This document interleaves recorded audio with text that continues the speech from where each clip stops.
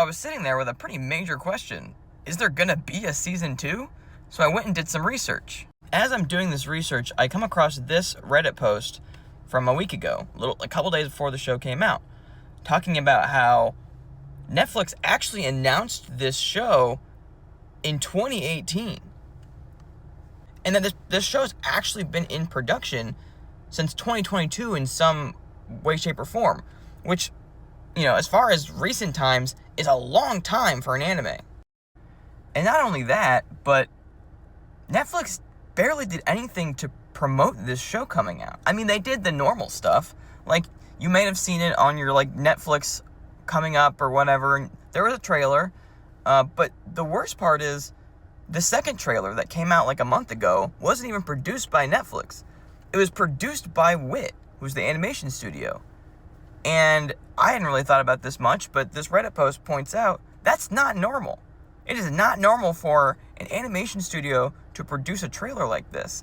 To the point where one of the producers was basically begging Netflix on Twitter or X to promote the show. On top of that, I discovered that there was no announcement for a season 2, that's not in production, and that combined with what I read in that post kind of started to connect the dots for me.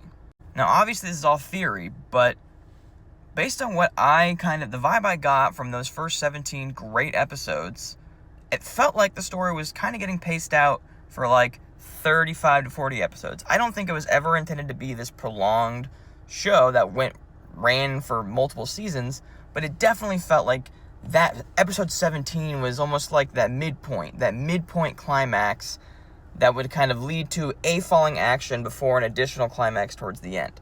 Based on what I learned, it's entirely possible that that was the full intent, except something happened with Netflix to where they weren't willing to commit past those initial 18 episodes, so the writers were forced in that last episode to tie up all these loose ends in any way possible, just in case there was no season 2.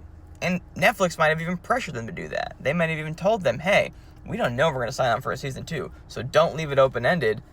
Tie it up. Maybe we'll get a season 2, maybe we won't, but don't leave it as this suggestion so we get harassed by everybody.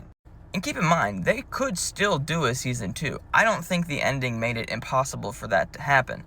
But the problem is, the ending made the overall quality of the show in its current state, worse.